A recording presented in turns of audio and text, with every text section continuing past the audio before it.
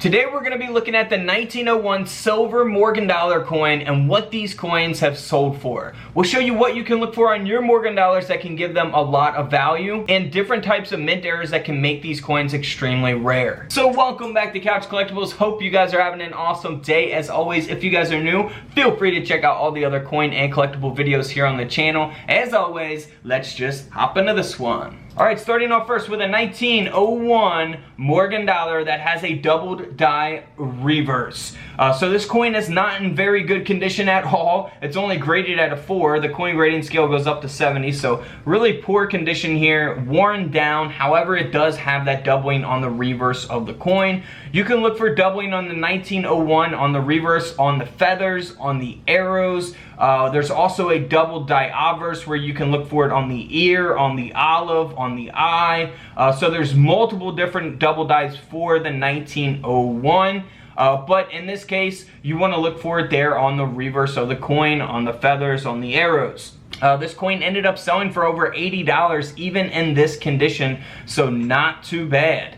Now here's a 1901 graded a little bit higher than the last coin at a fine 15, graded by PCGS. It does have the double die reverse, the doubled arrows. So this coin ended up selling for a little over $100.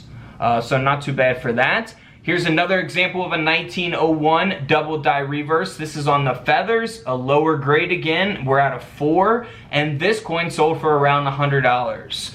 So in that $100 range for those ones in those conditions. Now they're going to get much more expensive here as we look at higher grades. This is graded by PCGS at a mint state 64. The 1901 no mint mark. This coin sold for $58,000.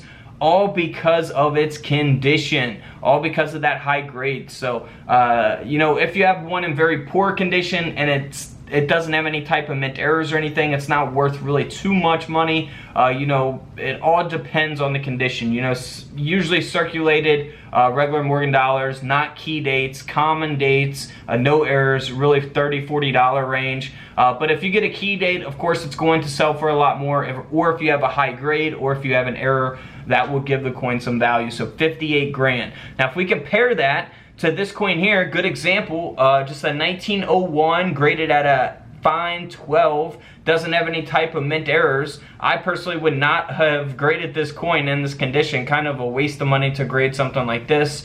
But this coin only sold for around $40. You know, but I do believe if you guys want to grade your coins just to have them in your collection, I definitely support that. But if you're, you know, trying to resell this coin, not really worth having it graded. But $40 for that coin in comparison to $58,000 based on the condition of the coin, right? So here's the 1901. That is the O mint mark. We'll see that there on the reverse of the coin at the bottom, in between the D and O of dollar. So this one is another example of a high graded coin, graded at a mint state 67. That's why the coin sold for over $16,000. Now here is a mint error coin from 1901, and it is the O mint mark. We'll see that there as we zoom in there on the neck. You'll see the lamination error taking place. Laminations can take place on Lincoln cents, pennies, you know, all kinds of different coins, not just Morgan dollars. But in this case, this coin is graded by NGC at a mint state 64, and this dollar coin sold for around $120.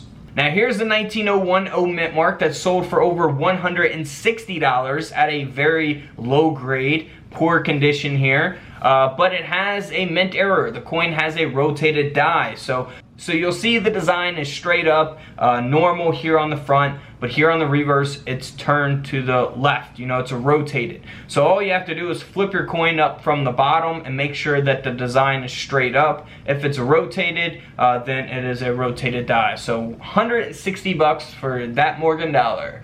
Now next up is another 1901 O mint mark Morgan dollar that is graded by PCGS. Again, another rotated reverse here, rotated die. So you'll see that there in the image displayed. This coin here sold for $517. Can't beat that. Here's a 1901 proof. So super rare proof coin here, graded at a proof 68. Man, I would like to have that. This Morgan dollar sold for over $31,000. What would you guys do with $31,000? Let me know in the comments below.